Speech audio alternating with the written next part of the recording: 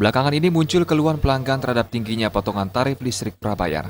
Hal itu juga sempat dilontarkan oleh Menteri Koordinator Kemaritiman dan Sumber Daya Rizal Ramli bahwa PLN menerapkan biaya administrasi cukup tinggi untuk token pulsa listrik.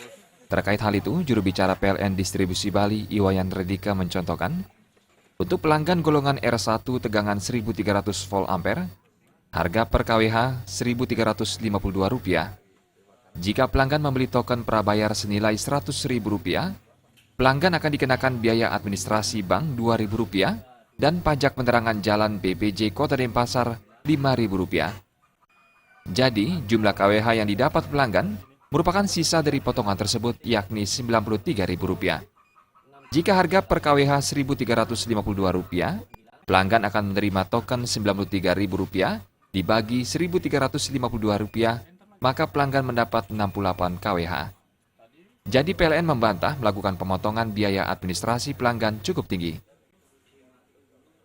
Membeli pulsa listrik itu akan terjadi beberapa komponen biaya di sana. Katakanlah kita sekarang membeli 100.000 misalnya. Yang pertama itu adalah ada komponen biaya yang namanya biaya administrasi. Itu biasanya ditagih melalui bank. Nah, kemudian komponen yang kedua ada namanya pajak penerangan jalan umum. Nah, ini diatur berdasarkan peraturan daerah, kabupaten, kota.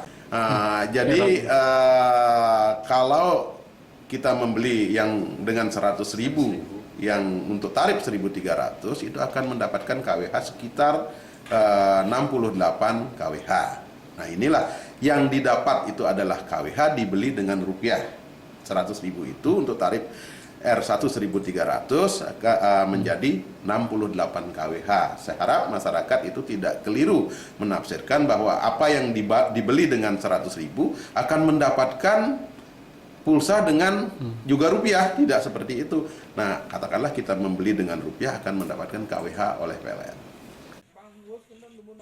Untuk pelanggan golongan 950 volt ampere dan 450 volt ampere, masih mendapat subsidi dengan harga per kWh hanya Rp615.